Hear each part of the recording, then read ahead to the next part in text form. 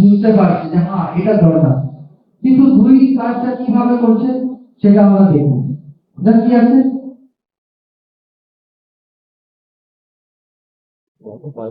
যে আমাদের যে শিক্ষা ব্যবস্থার মাধ্যমে আমরা কি করছি, আমাদের যত টেকনোলজি বা আপগ্রেডেশন আছে সব কিছু চলে আসে একের পরে এক।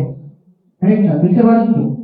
আগে ধরে রাখুন আমাদের কিরকম মোবাইল ছিল, আমার সময় আগে টেলিফোন এসেছিল, কি এসেছিল? টেলিফোন। সেটা ধরতাম, মাঝে মাঝে ডায়াল করলে অন্যজনকে ধরে নিব। বুঝতে পারছি? এসে হ্যাঁ হ্যাঁ। তো এই ধারা পরম্পরা আমি বোঝানোর চেষ্টা করছেন যে এটা পরম্পরা ধারে আছে, কিন্তু একটা খুবই গুরুত্বপূর্ণ শব্দ যেটা উপরে আমি টাইটেল লিখেছি ইম্পেরিশেবল সায়েন্স, মানে এই জ্ঞানটা কোনোদিন ক্ষয় হয় না। কিন্তু আমরা এই জগতে যেই জ্ঞানটা এখন ধরে রাখুন, যেগুলো আমরা পাচ্ছি কিছুদিন পরে কি হচ্ছে টেকনোলজি অপারেশন, সেটা এখন বলতে পারি একটু আউটডেটেড হয়ে যাবে, ভাগবে কিন্তু আউটডেটেড হয়ে যাবে। কিন্তু এই জ্ঞানটা কৃষ্ণ বলছেন যে ইম্পেরিশেবল। তো কোন জ্ঞানটা বলছেন? যেটা আমাদের ভগবানের সম্বন্ধে, তাদের সম্বন্ধে, তারা কিভাবে চালিত হয় সেটা বলছে।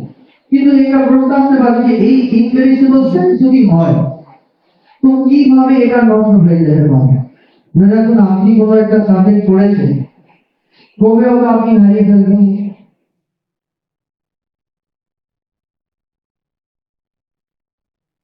এটা ইংরেজিতে প্রভাব আছে, যে মানুষ বুঝে যায়, হ্যাঁ বুঝতে পারছেন?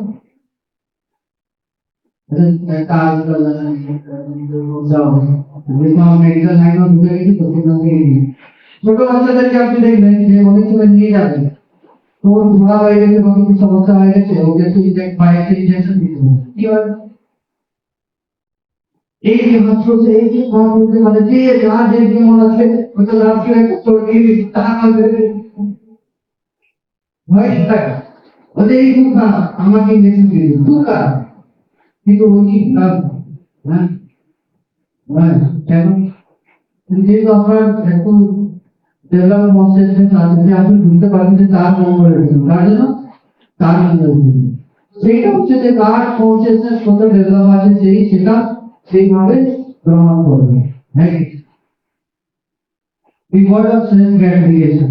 এখন বর্তমান যুগে কিছুদিন আগে হয়তো আমরা দেখে থাকবেন একটা নশা মুক্তির জন্য প্রধানমন্ত্রী চিন্তা করেছিলেন অ্যান্টি অ্যাডিকশন প্রোগ্রাম। কিন্তু এখন বর্তমান সমাজে যুগে এটা খুব যে সেলফ গ্র্যাটিফিকেশন করা এই এডিকশনটা খুব হাই হয়ে গেছে। তার কারণ আছে যুগে যে সময় আমরা আসি তো মনে লাগে যে সব কিছু একটা এক্সপেরিমেন্ট করতে হবে, কি করতে হবে? জানতে হবে এইটা কি জিনিস আছে, এটা করলে কি হবে। হয়তো পড়েছি জেনেছি এও মানে থিওরিটিক্যাল, কিন্তু আমরা চাই যে কিছু প্র্যাকটিক্যাল এক্সপেরিয়েন্স করে রাখি। কি করি? প্র্যাকটিক্যাল এক্সপেরিয়েন্স করে রাখি। তো এই জন্য অনেক সময় হয়তো যারা সেলফ এডিকশন বা এরকম অ্যাডিকশনে পড়ে যায়, এটা সারা জীবনের জন্য নয়। তো এটা যে এই জ্ঞানটা যে জ্ঞানটা খাওয়া করা করে কি আছে, তারা বুঝতে পারবে যে এই আমার পূর্ব ক্ষতি করছে, তারপরে আর